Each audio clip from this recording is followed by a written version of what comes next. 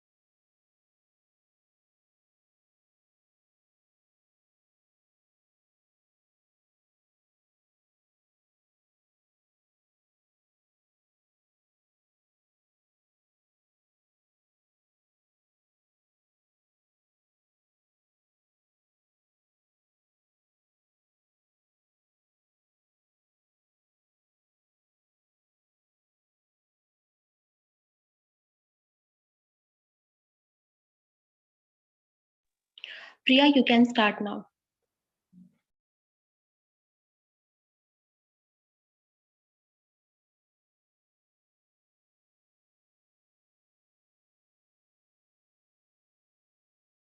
Never doubt that a small group of thoughtful, committed citizens can change the world. Indeed, it's the only things that ever has. Good evening, everyone, with this very warm welcome to everyone present here. It's a wonderful day that I hope you all are good. I, Priya Kumari, the host of today's event, and today's topic is sustainable livelihood. And the speaker is Miss Seema Agarwal. Ma'am, it's a great honor to have you with us. We are very grateful by your presence. Also, I see a quite number of people have joined us. Before I proceed, let me take a brief for the introduction of my organization. This webinar is conducted by SIMS Welfare Foundation, and which is a non-profit entity established to work in the area of education, social welfare, women empowerment, skill development, livelihood generation, and employability, health, research, culture, international cooperation, sports, environment protection, or any other similar sector. We promote healthy lives and balance, and active community and strong businesses. It allows the volunteer member to concentrate their energies in an effort the long-term goals when the freed from day-to-day details. Now, come to the today's topic, sustainable livelihood. The sustainable livelihood approach is a way of thinking about the objectives, scope, and priorities for development. It is based on involving thinking about the way the poor lives, their lives, and the importance of policy and institution. Let me introduce today's speaker to you all, Ms. Seema Agarwal. She is the Director of Sustainable Living Integrated Solution Private Limited and founder of www.merafarmer.com. Marketing and businesses development professional with 18 plus years experience with FMCG brands in India and Canada.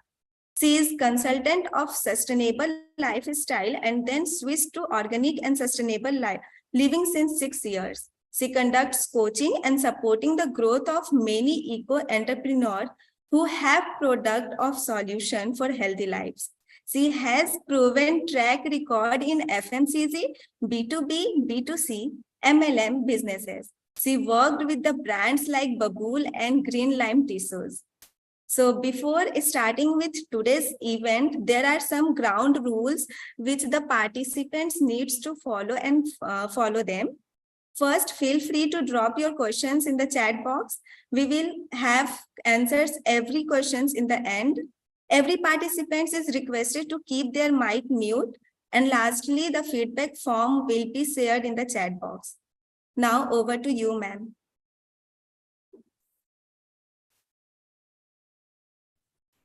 Thank you, Priya, for the lovely introduction. Am I audible?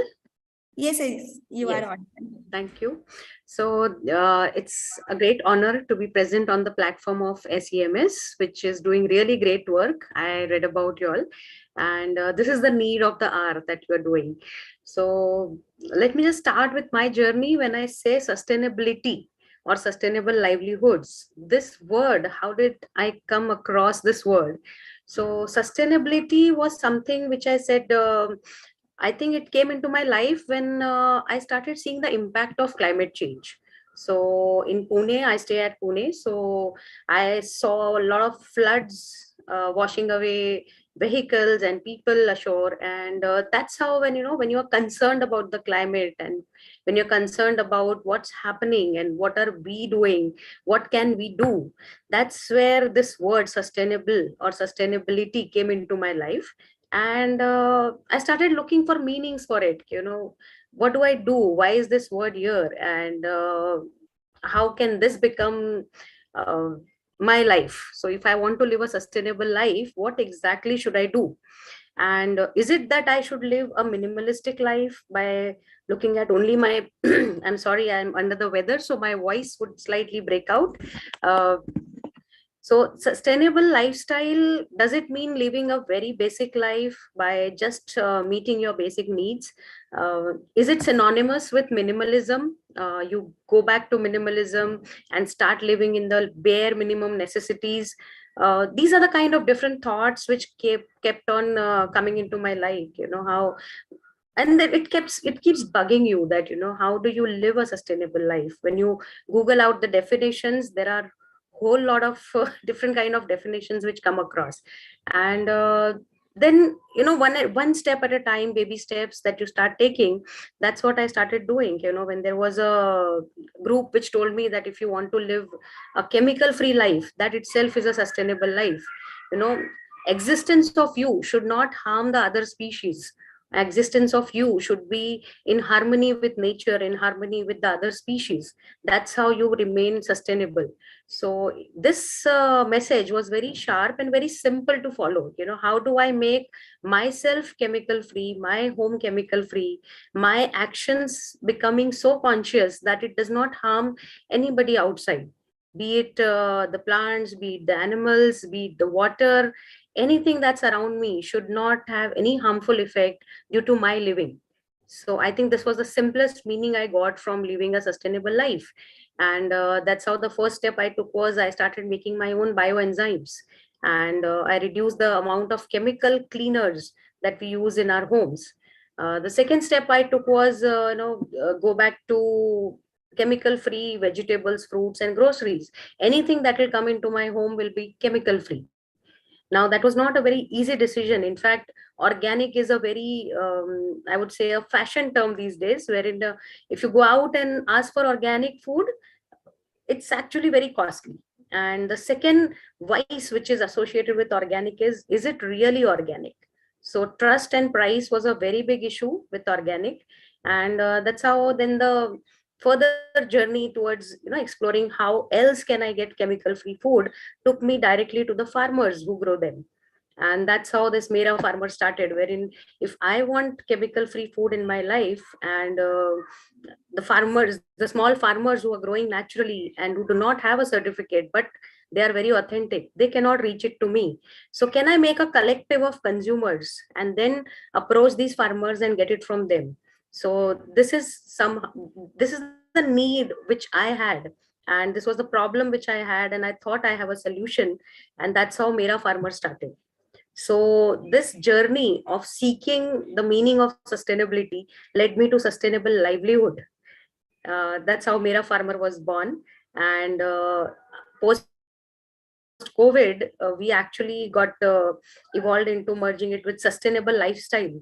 And not just farm products. Now we have anything that you need in your home is sustainable, is chemical free, and that's how this is sustainable living integrated solutions. So that's my journey, which started from sustainability and it moved on to sustainable livelihoods. So I have tried to keep my talk very simple.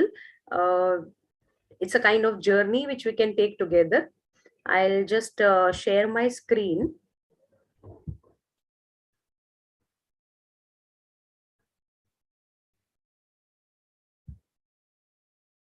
The host has disabled the screen sharing. Can you please enable the screen sharing? Yes, ma'am. Give us a moment.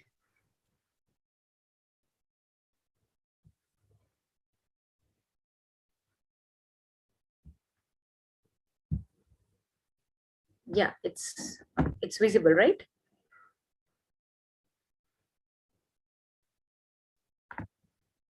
Is my screen visible now? No, ma'am. 1 second.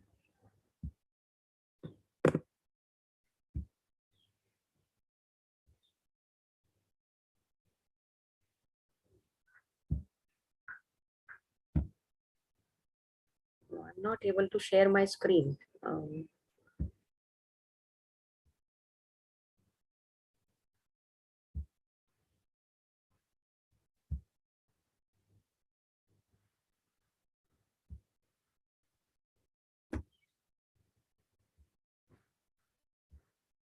I'm just a few seconds more.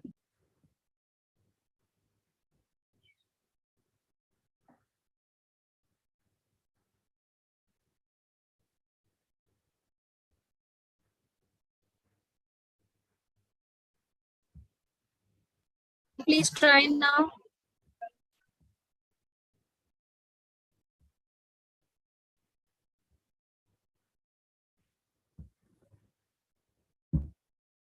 Yeah, that's okay.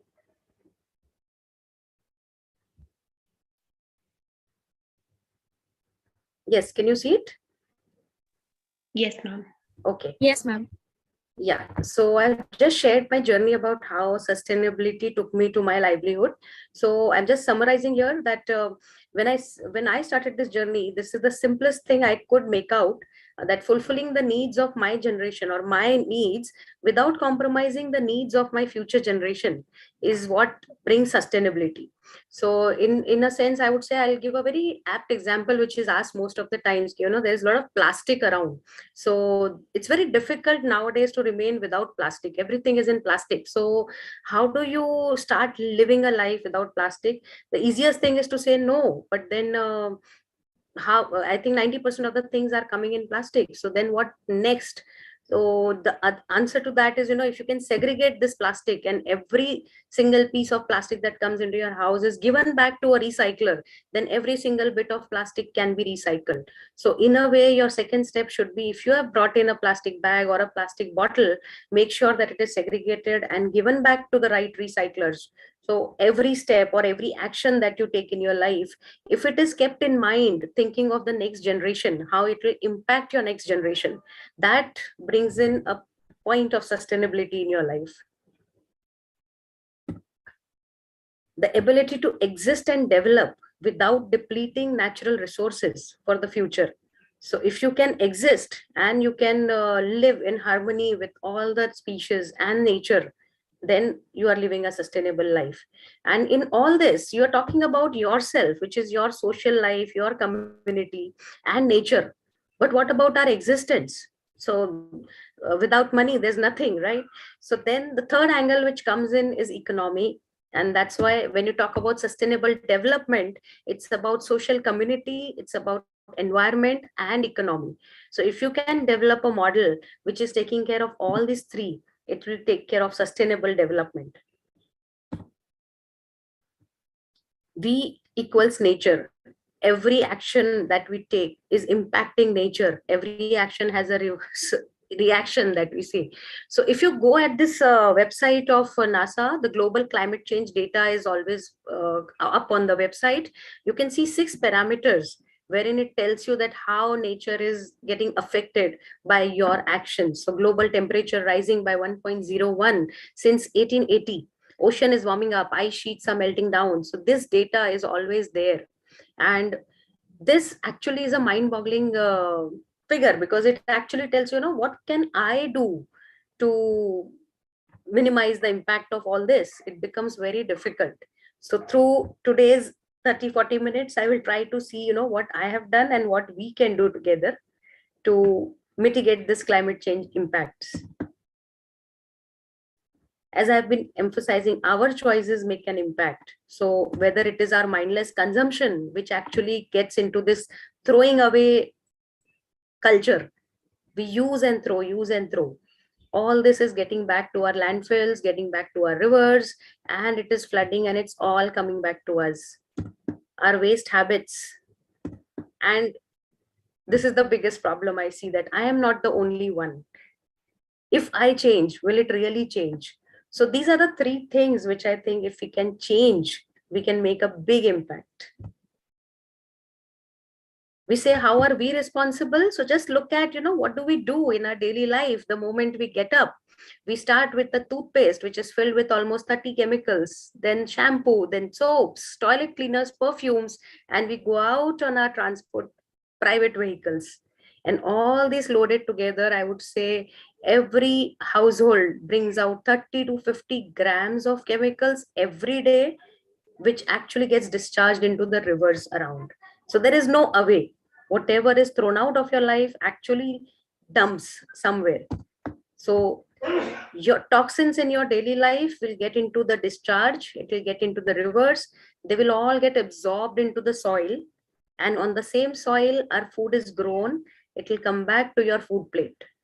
So nature is a circle, and it will always remain a circular economy. What you throw in will come back to you. So let's be mindful of what we are throwing in or what we are consuming, and we will get a healthier life, we'll get a better lifestyle. What can we do? The answers are very simply put across everywhere. The 3 hours, or now it's become 7, 9, 12 hours. But if you actually look at it, the answers, how are you going to reduce? How are you going to reuse? How are you going to recycle? All these answers can lead us to sustainable livelihoods. The moment, every business, whatever I think, or, take any other, businesses need people, and business will need people when they know that, this job cannot be done by myself alone. That's how every business starts with entrepreneurship, leading to a bigger business, then a bigger business. So whether you are in a job or you want to start a own business, I think if you have a solution to any problem across, you have a big business opportunity, business or a job opportunity. So let's start looking at answers to all the problems that are bugging you around, and this will give you your sustainable livelihood. I just was Googling around, what are the new business trends in this century, and especially in India. And you can see that the second most important business trend is sustainable. So everybody is not just talking sustainable. This is a serious database wherein people are really talking about the need for getting into sustainable businesses, sustainable livelihood. The second most important thing which I found on this data was entrepreneurship is on the rise, because we need people who can give solutions to the problems that exist. And which is why I say this era is not about product development. If you look in this last 2 decades or 3 decades, not much new product innovations have happened. What innovations are really needed are services, are efficiency of services, like transport, cars, metros, rails are all done, but Ola, Uber is a service.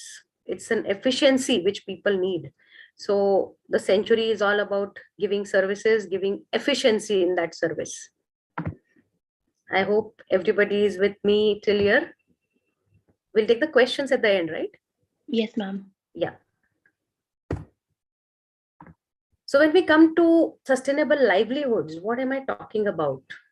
Sustainable word itself comes with a need. It talks about, when you're talking about being sustainable, it talks about how do you meet your needs, the basic needs, with minimum impact on climate. So if you look at how man has evolved, so the basics were food, shelter, clothing. I think even today the basics remain the same. We can add up transport and communication to it, because without that you cannot live. So if you look at this diagram, till the time we were just evolving and we reached to this level, and till the time you were looking at maintaining or meeting your needs within 50 kilometers or 100-kilometer radius, we were sustainable. So development of vulnerable sectors means, when you're talking about, when at government level, people are talking about how do you develop an area, how do you develop a community, by giving them their basic necessities, by making them sustainable, by making them ready to meet the challenges of life. So you get better roads, you get better housing, you get better transport. So those development come at what kind of costs for nature? When you start thinking about those lines, then it talks about sustainable development. So evolved thinking about priorities when you are going for this development will actually bring in a sustainable development. So when you are talking about this kind of development, wherein hills are cut, the land is made totally barren, and huge townships come up, which remove all the free space of areas. And most of the cities, most of the big cities today have 60% of unoccupied flats. They're just standing there. It's just property in hands. So what cost is this development coming through? If the hills are cut off, and if this land parcel goes into floods, is this a sustainable development? It's not. So then that is why when we talk about sustainable livelihoods, we are talking about, yes, we need development, but at what cost? Evolved thinking is needed. And that's why what I want to do now is talk about the basics. So first, basics, what we can talk about. When I'm talking about development, I say when we are in small homes, we have huge areas for play. Now with the bigger homes, what we talk about in bigger colonies, bigger communities, we don't have space for free play. You have to pay to go to a gym. You have to pay to go for a playground. When you have excess food today, your health is compromised. So eating unhealthy, and you're going to a doctor. Desk jobs, everybody needs a desk job. Nobody wants to remain a laborer, but that leads to lifestyle disorders. Alone in the car, it's a pride, it's a status symbol, but you don't have any community. I see, I'm born and brought up in Bombay, and we have a local train community. So people are waiting to get into that local train or the bus because they want to be in that community. And that community is still with me. I'm like 20 years away from that community, but it still feels they are with me. So you're missing this community. So again, what is the cost of this development? Let's see how to reverse it. Let's find out solutions to these kind of problems, and then we'll get business opportunities. So again, as I said, let's just focus on the basic needs again, because sustainable development is equal to looking out for solutions of your basic needs. So food, water, shelter, clothing. I've added transport and communication. So let's see what we can do in this sector. So first basic need that we have is food.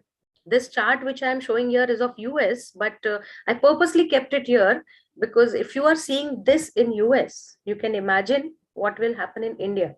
So let's just focus on the last line, which says 5 of the 8 worst paying jobs in US are in our food system, and food workers face some of the most difficult and dangerous working conditions. This is for USA, wherein most of their farming is done with machines, most of their packaging is with machines. I see very less people involvement. And when they say this kind of statement, you can look at the entire food chain. It starts with farmers who are actually all below the poverty line. This is in US. Meat packing, or you can actually say food packing people, food processors who are actually violating of all norms and working in really bad conditions. So farming to food production to food packing to food retailing, even the grocers, they are open from, I think in India, the grocery stores, kirana stores are open from 6 to 11. The warehouse people who are keeping the stock at various level in India, I think 60% of food wastage happens in storage and logistics. Restaurant people, here they say restaurant workers of colors earn almost $4 per hour less than the white workers. That is racism. But then I'm talking about the food chain here. So if you just look at food, there is so much of livelihood opportunities. And if you're able to do all this happily, and by keeping all these people really happy, really healthy, you have so much of livelihoods around. And we can do it much better if we think sustainably. So for sustainable livelihoods in food, currently our agriculture is with lot of chemicals, lot of chemical fertilizers, pesticides, and the food that we are giving out on our plate is actually fully loaded with processed foods, and which has a huge shelf life, but in our stomachs also it will have the same shelf life, and it will need a lot of help to remove it from our stomachs too. How do you change the situation? I'm happy in India there are many young farmers who have been doing wonderful jobs. I think you must have heard about Two Brothers Organic, or in Bihar there are some farmers who have done wonderful works in farming by doing some mixed cropping, and they earn in crores. So when young people who are talented, who are educated, who know the problems, and who are eager to search for solutions, they do a much better job. Actually, I remember here a story of a farmer who told me that, earlier days, Bharat sone ki chidiya hua karta tha. Why? Because we all know it's a fact that India was majorly an agrarian economy. So the major occupation was agriculture. The farmer is actually a scientist. He's a person who knows geography, he knows weather, he can predict how the weather will impact the soil and the water, and according to it what crops he has to take. So a scientist kind of level of person was managing the farms, and that's the era when India was actually sone ki chidiya. And in today's world, the person who knows nothing is kept in the villages to do farming, and the brightest of the minds are sent out in the urban areas to do simple jobs. So there is a mismatch of techniques and skills which are needed. If these young people who are very talented, they can come back to soil, they can do wonders. So these are some sustainable livelihoods. We need young successful farmers. Empty number of stories are there on the net which can tell you how these young people are making a change through their agriculture techniques. There are tech-enabled storage and logistics, and this is the need, because I think scarcity of food is a myth. It's only about handling of food. When we say 35 to 40% food wastage due to storage or logistics, there's huge amount of business opportunity here. We need biofertilizers and pesticides. Why do we need these kind of sprays? Let's develop some safe chemicals which can actually give us safe food. The lab support, when we talk about certification of food, each batch that you want to certify costs us minimum 8,000 rupees. How much of your food is actually getting certified? It's difficult. If you can actually do your lab support, your blood test reports, your BP and sugar machines are so portable. Everybody has a BP machine at home. Why not have a soil test machine? Why not have a chemical content in your food machines at home? Let's do that. So that's the kind of lab support for quality test which is needed. Country Delight is actually giving you those milk meters. Let's have some meters for our food, and let's see how do we eat and what do we eat. That's a business opportunity. Rural urban connect. So yeah, this is a huge divide. People who are growing are in rural, people who are eating are in urban, and the connect is missing. There is a market in between, but there is no exchange real data, exchange of real between. So that connection, let's establish, let's have a shadi.com between the farmers and the consumers. Safe, healthier food options. Nowadays, we're talking about millets. Millet year is being celebrated by our Prime Minister. He's declaring there's a marketing campaign going on about millets. These millets have years, for centuries. Why does it need a marketing campaign? Maybe because of this campaign, people will understand and acknowledge the diversity of their own food.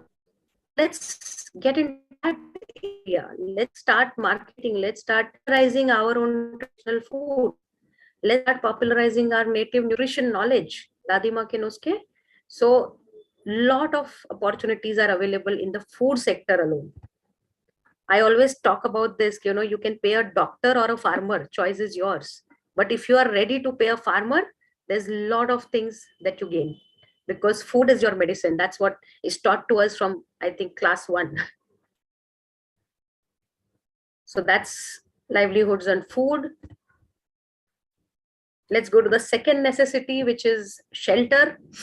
A very heavy slide it looks like, but I've just put across everything together. If you just talk about your home, this is just one single home. I think this is a bungalow, but then it could be a duplex. You can see what all are the business opportunities available. You have solar panels, you have dual flush toilets, you have faucet aerators. This reduce the amount of water which comes out from your tap. It's a device which is only 50 rupees. But has it reached to each and every household? Imagine a 50 rupees into a housing complex of 1,000 flats. It's a big business opportunity. You have hot water recirculation. You have high energy, high efficiency water heating systems. Energy Star appliances. I can vouch on this because when I took my 5-star refrigerator, 5-star rating, I have reduced my electricity bill from 1,300 per month to 900 per month. So that's a huge saving. So the investment made into buying a Energy Star rating appliance was really helpful for me. Energy efficient heating and cooling system. LED lightings. Yes, I've converted all my home lights to LED lights. Natural landscaping. Europeans have actually started converting their lawns to food gardens.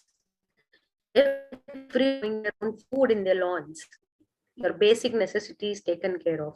Rainwater collection being mandatory in many cities. Composting, wind turbines. Many complexes are doing wind turbines which can take care of the entire electricity bill taken to run their lifts, which is the biggest cost in housing societies. Grey water recycling system, again, a compulsion in Pune, at least I know, and it will soon be compulsory in many cities because grey water recycling systems are a need of the hour. The rivers are in really pathetic condition. Solar thermals. So just this one slide can tell us so many opportunities available if you want to really get into this sector. When you start thinking sustainable, when you start thinking how you can align your living standards to the ways of nature, opportunities are umpteen. So sustainable livelihoods in shelter, a number of them. And you can actually research each of this feature. What you're seeing here is giving crores to the people who are into this sector. For simple things, if you don't want to get into that kind of business, at least as I said, I had made my own journey by starting to make my own cleaners. So if you just start with making your own cleaners, one simple bioenzyme can give you 3-4 cleaners, and you can make your own toothpaste. You can make your own toxin-free makeup solutions. So these are some of the options that we have, which have been used. Your dadimas can tell you, vinegar was the best floor cleaner, toilet cleaner, food preservative. Utna, basically this is for making your skin soft. Everybody used to have this lip, which was made at home, multani mitti or besan or something. Your khane ka soda, very good natural deodorizer. Dant manjan is nothing but babul leaves, or you can have neem teeth with slight salt and all. Nowadays, toothpastes are actually marketing salt and clove. These were already there in our systems. Shikakai was always there as a very good hair shampoo. Rita, it is actually called soap nut. So you can replace anything that you need soaps, anything where you need a soapy thing with Rita. So these are some natural things which are available. If you can, there are many ladies at home who are making these products and selling it to the neighbors. So with these kind of products, you can save your rivers from harmful chemicals, and this becomes a livelihood.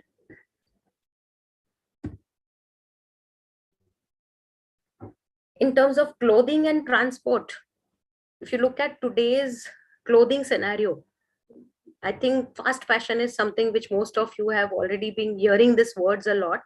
You just buy as per season. You keep changing, not as per the season need, but as per the fashion season need. And you have mounds and mounds of clothes. If you just walk around the streets, the biggest heap of waste is always plastic and clothing. So the need of the hour is to start looking at options, how you can recycle it, how you can upcycle the clothes, how you can start using more native cotton cloth. The story of Ruma Devi, who is actually promoting Indian heritage, the lady who took the Kutch designs on Paris International Show. These kind of people are really doing great by promoting their own heritage, their own regional stuff. So even in fashion, you have immense opportunities. There will be stories of Recharkha, which is actually taking back all the plastics and converting it into bags. In Pune, we have people who are converting jeans into bags, Regain. So these are the kind of people who are doing businesses out of discarded stuff. Transport, picture speaks 1,000 words.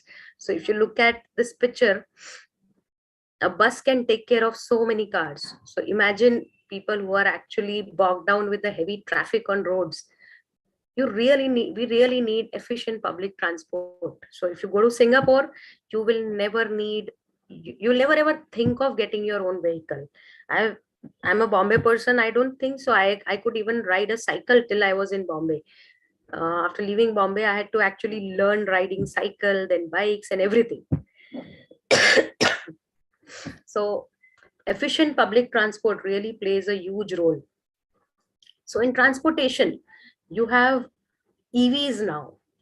So EVs also can give you immense opportunities. Like, you have a charging station, you have servicing stations. You can have Ola, Uber is already there, but you can have a really nice tech-enabled carpool services. Because people who have already got a car and they are repenting, I don't want to, like me, who really don't want to travel alone in the car, we can have some tech-enabled carpool services. So we have a problem at hand. Let's find solutions. We get sustainable businesses.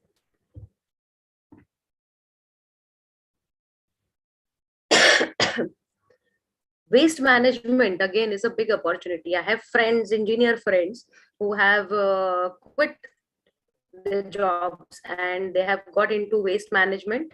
Their basic conversion was due to same thing. They wanted to do something to mitigate the climate change impact.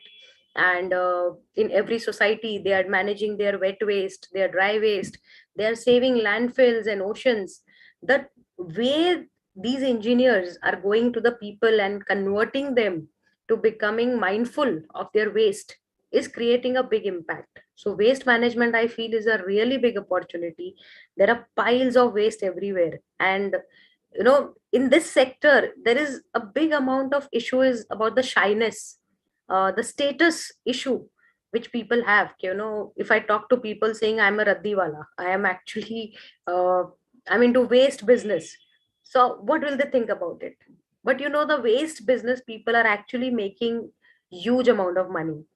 So if you just come across such kind of people who are into waste, just ask them about their lifestyle, and you will be surprised that waste actually is a gold mine. But the compost that you are taking out is actually called black gold, because the compost can actually give life to soil being washed away is in tons and tons every month. So if you are giving back the vermicompost to the farmers, that is what is the need of the hour. You are making back the soil. It's very difficult to make soils. People who are handling e-waste, they are able to refurbish them. Like I have a friend again who's actually into refurbishing old laptops, and he's doing great. He's being able to sell this refurbished laptops from say 6,000 rupees to 20,000 rupees. And this is a really good deal, because these are people who are passionate about what they're doing, and they can convert it into a very good statement for people to buy their produce. I won't go around and buy a refurbished laptop from Chroma maybe, but if this kind of a person comes and tells me the reason behind why he has done it, yeah, I would feel that that is a better way to go and actually buy it. So waste management, there is huge opportunities. And all this will happen when, as a consumer, we first segregate our waste. The moment waste is mixed up, there is nothing. So even in this sector, you have huge opportunity in marketing. Create blogs, create a lot of write-ups, make a mission about segregating waste, do some policy level works, forcing the governments to make this a rule, and it works. So activism is needed, political pressure is needed, policy making is needed.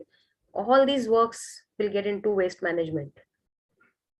Nature conservation works also can generate livelihoods. I know this group, see the pictures, 2016 onwards, they started planting native trees on a hill, and by 22 it has become a forest. When one person started that work, and in so many years, so many people have joined him as volunteers, they also needed help from laborers, because they can't dig so many pits and they can't carry so much. So today they are giving livelihood to 4 workers. The salaries of those workers come from volunteers as donation. So even if you are into volunteer work, you can generate livelihoods. So livelihoods is there everywhere. You just have to look for problems, find solutions, start working on it, and it becomes a sustainable livelihood. This is a framework I have just put together just to tell you that, India is a huge rural economy still. Rural and urban connect is very strong.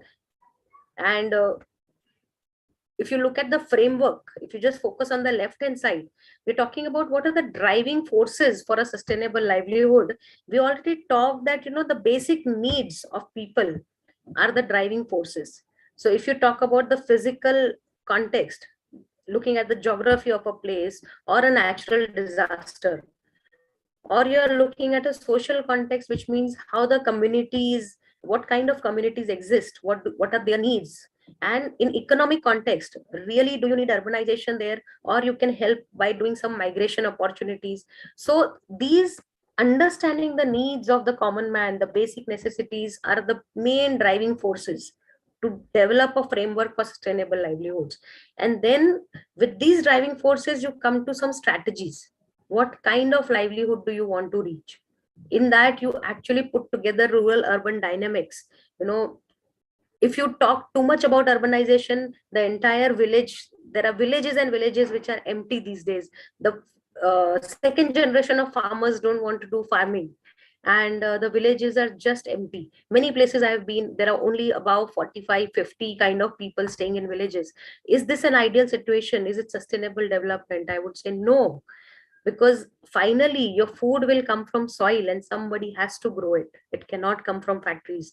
So there has to be a good balance. There has to be a dynamism when you plan the rural urban dynamics, agricultural production versus livelihood diversification, and then balance out the migration. Along with farming, you have many things: animal husbandry, you have uh, weavings, you have many kind of heritage industries which can be set up within the rural areas, and urban people can be taken up to rural areas to actually enjoy that lifestyle. So rural urban linkages are important, and based on that your policy design and applications are needed. So when you have students, you have educational institutes, this kind of demand should be there, wherein you can research the needs and put together a nice policy framework and provide your applications to the right tables to develop sustainable livelihoods. So this framework is just putting everything what I'm speaking and what I want into one particular slide.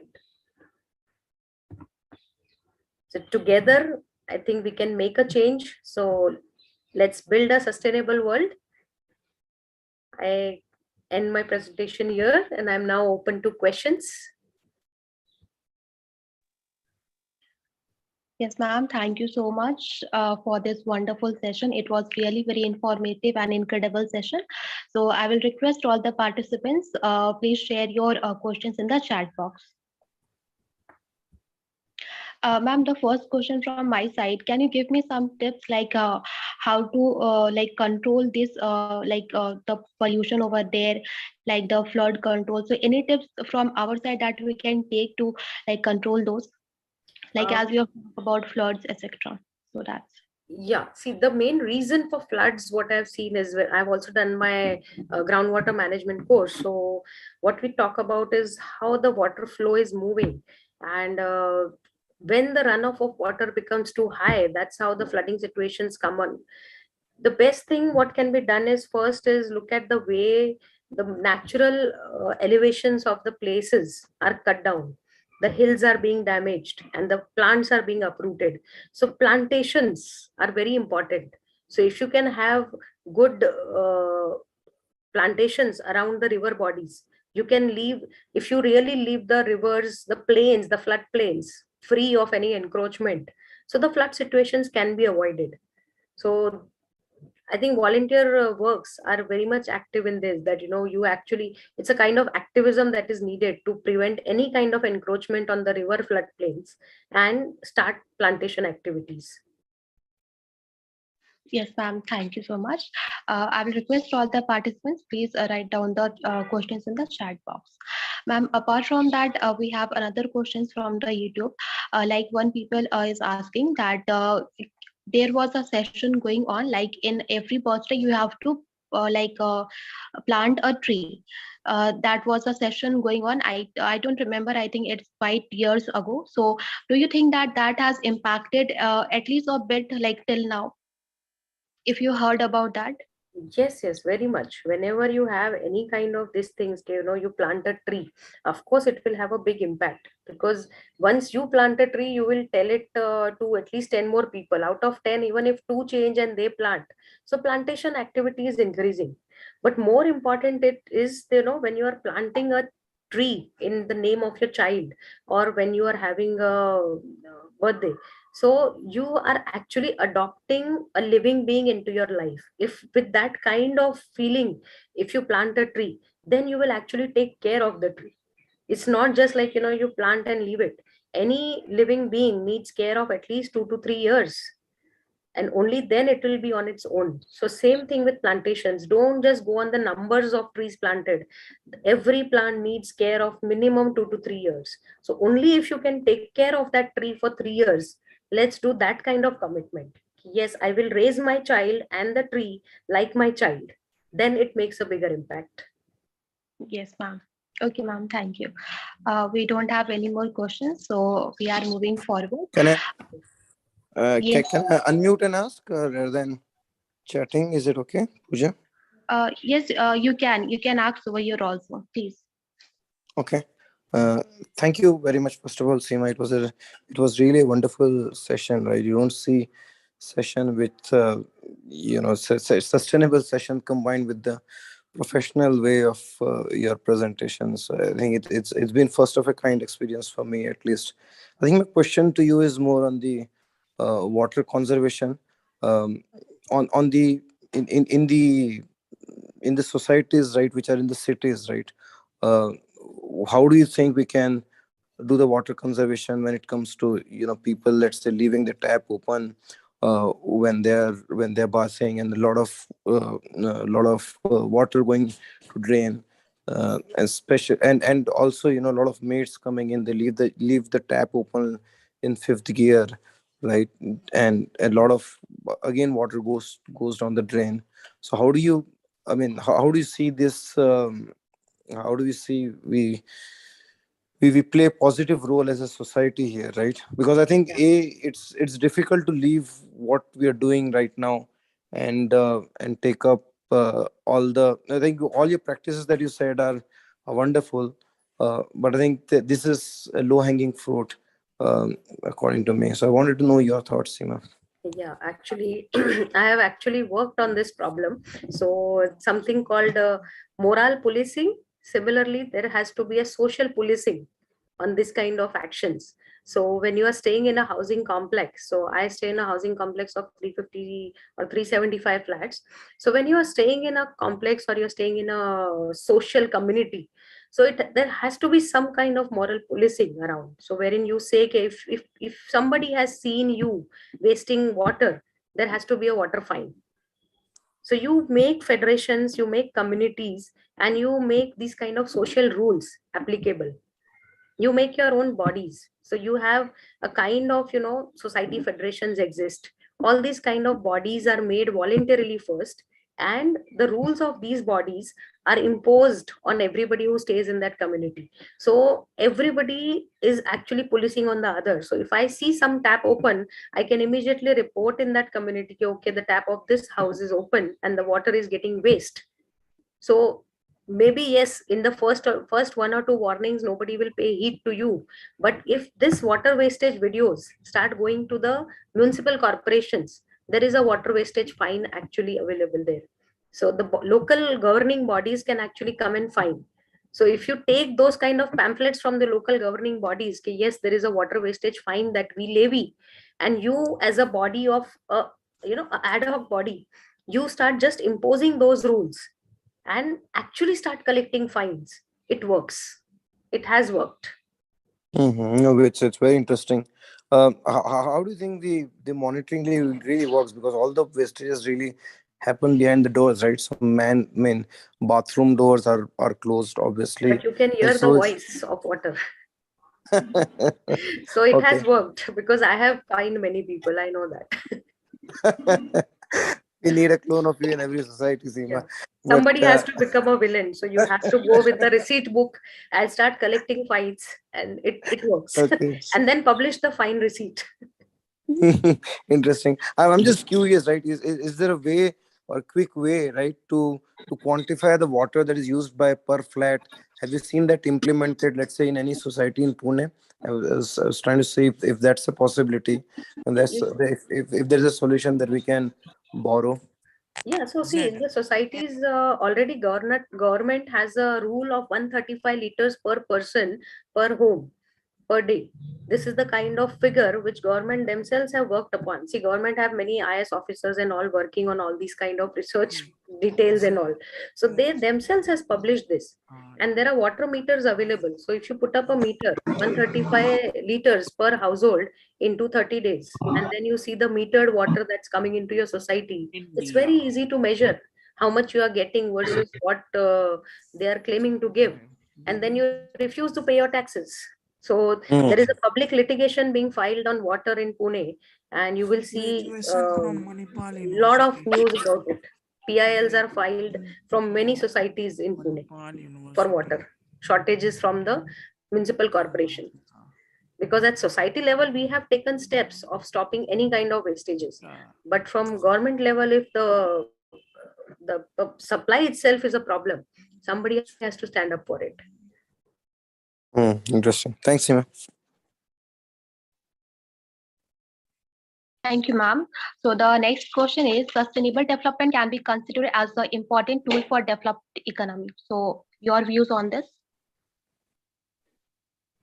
For developed economy, okay. Yes, it is, because see, if you look at developed economies, they are the biggest contributor to climate change issues. So top one, when you're talking about COP forums and all, the biggest contributors to all this climate crisis are the developed economies. So there is an urgent need for them to reverse their actions and think about sustainable development. Only their actions can have a major impact, because they are the destroyers. Only their actions can actually restore the problems that they have created. So it is more important for them. Graduation from Manipal University. Developing Graduation from economies are Manipal already University sustainable, I would Karnataka. say. They Yeah, are yeah. still on meeting their own basic needs. So they are on the sustainable actions itself. Ma'am, the next question over here is, sustainable development also signifies the strata of Indian society in terms of development and also from regulation to continue that trend in the society. So anything about this? Sustainable. I didn't understand the question in this. It looks more like a statement. Yes, it is like a statement. So Yeah. that So in terms of, see, in terms of Indian, I would say that recently SEBI has also talked about bringing sustainable development goals as a very important reporting that has to be done by the top 1,000 companies. So from financial year 22-23, I think SDG goal reporting is to be very, very detailed. So there will be more focus on sustainable development. The 17 goals which have been talked about, I think every company will have to give their reporting on what they have done and how how it has impacted. So these kind of things are being given high priority at government level also. So if the government, if SEBI is talking about it, and if the companies have to report about it, there will be more actions towards this. Definitely, I've seen companies like, since long, you can see Bisleri taking back all the bottles that are going out. So they are paying rack pickers to collect back all the bottles. So that itself is a kind of step of taking back what they are giving out. So it's a step towards sustainable development. Yes. Yes, ma'am. Thank you. Ma'am, another question over here is, plastic bags are harmful to the environment. Why we are not closing the plastic manufacturing industries? Very good question. I also had the same question since years, because if you see, every action or every penalty, every fine is put on the consumers because they are easy targets. But we are talking about nobody wants to really stop the manufacturing. Everybody wants to catch the easiest prey. But if you look at it, yes, the 50 micron plus plastic, less than 50 micron plastics are actually banned. So manufacturing industries also cannot manufacture that. And in plastics, I think if you can segregate clean and dry plastic and give it back to recyclers, the plastics are always recyclable. So I think the parachute bottles are all recycled plastic bottles, and many other companies, I think HUL has most of the plastic bottles as recycled plastics. Barrels, all the paint barrels are all recycled plastics. So if as consumers we can take that small step, because we are the consumers, if we take that conscious action of only segregating and keeping it aside, and the government takes that further conscious action of actually taking it as segregated plastic and putting it to the right recycler, then you are actually creating this circular economy, wherein these plastic manufacturers will also be happy to get the raw material free of cost from the waste. So plastic industries are not being stopped, but they are banned from making the plastics which cannot be recycled. Yes, ma'am. Ma'am, the next question is, what is the procedure to increase the deadline of SDG? It is not completed in due time. that's clearly it will increase, because even your income tax, simple yearly income tax or simple property taxes, when we don't pay on time, the deadlines keep increasing, or else then there are small penalties on it. The penalties are it's in peanuts. So it is meant to increase the deadlines. But yeah, I believe there has to be really strong forces. I really thank Greta Thunberg to actually come across so fiercely and demand it at such young age. So I really believe in the power of common man. If you really believe that you can bring about a change, you can do it. So a small action, she has shown it to us. Fridays, just one Friday call for Friday, and she has shook the world. So if she can do it, collectively there can be a lot more change which can be done. So say, I think SEBI declaring this reporting is a very big move.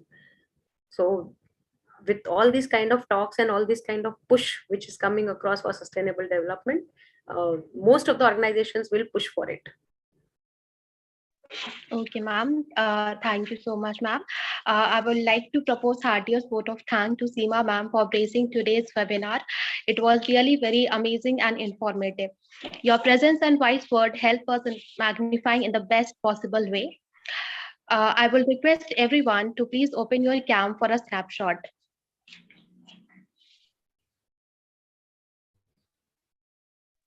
I repeat, please open your cam for a snapshot.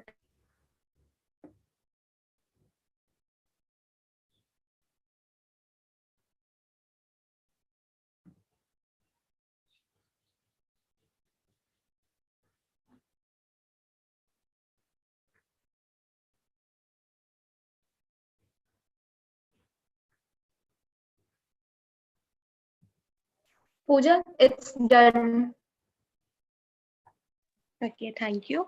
Feedback link has been shared with you all. Please fill it. Your feedback is very important to us. A good event never ends in the world. They take a pause and keep us waiting for the next. Thank you everyone for joining us and cooperating with us. Optimism is the faith that leads to achievement. Nothing can be done without hope and confidence. I, Pooja Gorai, signing off on a cheerful note. Have a good day. Thank you, everyone. Thank you. Thank you, ma'am. Thank you.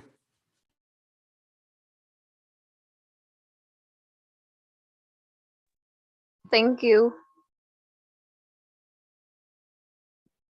Thank you all for joining. Sir, can I ask one question, sir? Yes. Ma'am, here in our state, the government is completely digging off the hill area and trying to occupy the hills, madam. What is the step we can take in order to stop it, madam? Hema ma'am, I think ma'am is left. So you can give us your question. We'll definitely ask ma'am to reply on that. Yeah, sure, sir. Sure. Thank you very much. Thank you, sir.